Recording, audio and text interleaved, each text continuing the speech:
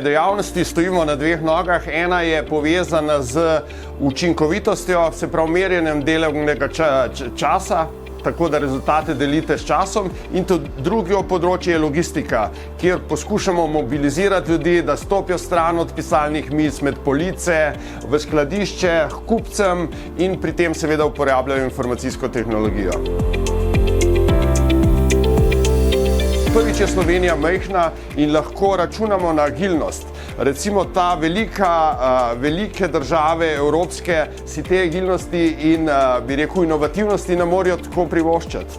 Druga velika prednost je, da smo del Balkana, ki je stalno vrel, kar pomeni, da vsa ta podjetja so se mogla izredno hitro prilagajati skozi zgodovino in to nas je utrdilo. In mislim, da smo tukaj podjetja, ki se nahaja izredno žilava, sposobna hitrega prilagajanja, kar je v tem času izredno velika prednost. In če bomo stavili na izboljšanje učinkovitosti, produktivnosti in s tem konkurenčnosti, mislim, da je tukaj še pred Slovenijo velika možnost napredovanja in izboljšanja blaginje, kar je ključen centralni cilj, ne?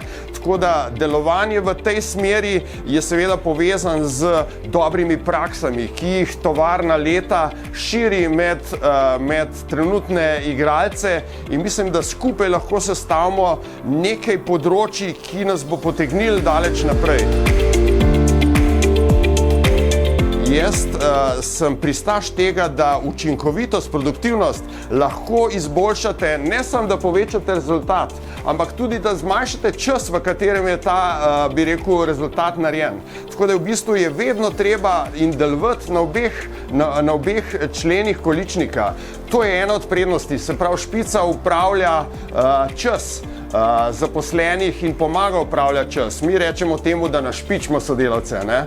Hkrati pa tudi na logistiki, ki veste, da je zelo pomembna, pomagamo podjetjem, da čim bolj tesno sodelujejo s svojimi kupci, da se digitalno povežejo in z logistiko prehitijo seveda konkurenco, ne? Tako da obstaja na logistiki in na upravljanju delovnega časa, obstavljajo metode, ki jih uvajamo in transformiramo poslovne modele naših kupcev.